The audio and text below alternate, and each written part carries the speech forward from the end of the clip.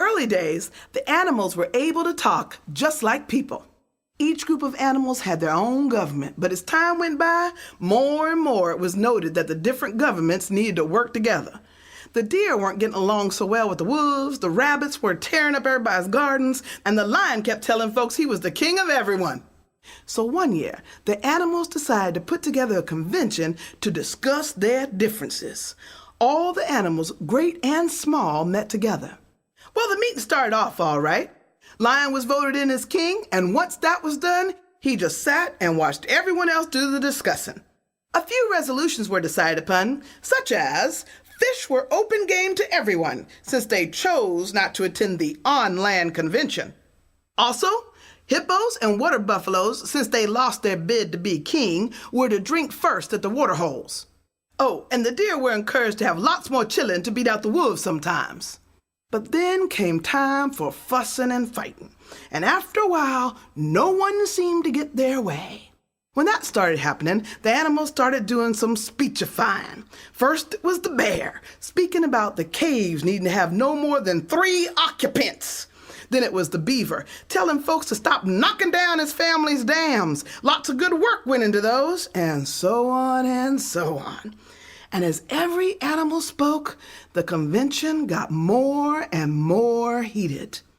When the elephant stood to give a speech, he was rather fired up. He was talking and talking and talking, and as the sweat poured off him in a lather, he raised his foot to prove a point, and when it came down, well, it landed on top of a crawfish.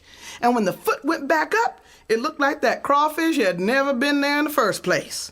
The crawfish delegation who was there, when they saw that one of their own had been obliterated in a moment of passion, they came together and began to write a resolution and proclamation. Once they put all the proper wherefores and thou shalts in there, the lead crawfish crawled onto a stone and spoke. We the crawfish are resolved, wherefore the death of our duly elected delegate has been observed. And on he spoke.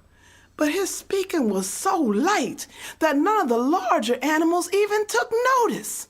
Soon, the lead crawfish delegate, realizing he wasn't being heard, shouted, We shall be heard! We shall be heard! But he was just whistling old Dan Tucker in the wind. Elephant hadn't heard a word or seen any of the crawfish's dismay, and had been still speechifying and growing more and more fiery. To make another point, Elephant raised his other foot, and when it came down, splat! 2 more crawfishes and the tail of a spring lizard were no longer able to be seen. Now, the crawfish delegation was hopping mad. They came together, along with some other little things, the lizard, garden snake, beetle, mud turtle, and the like, and they wrote another proclamation.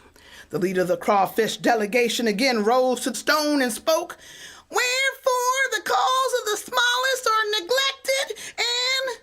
But again, his voice didn't rise above the voices of the larger animals who had started to debate Elephant. The leader screamed with all of his heart, We shall be heard! We shall be heard! Instead of being heard, the paw of the cheetah came right down on him and he was no more. Now the crawfish knew that they could not stay, but they knew they would make their voice heard. So the crawfish and some of the other little animals began to bore into the ground. They bore circles quietly into the ground, deeper and deeper and deeper and deeper, until they reached the groundwaters. And then they moved aside as those groundwaters shot up through those holes they had created up to the surface. The first stream of water shot up right under Elephant, and he was lifted into the airs with his 4 legs dangling, and he stopped talking. As the next streams of water shot up, the larger animals tried to run, but they were caught in the water that quickly flooded and deluged the whole earth, making it difficult for some animals to live, and they were so busy treading water for the next fortnight or so, they forgot all about speechifying.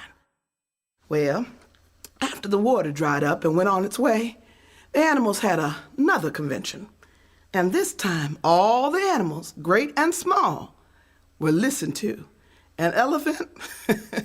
Well, he didn't say nothing at all.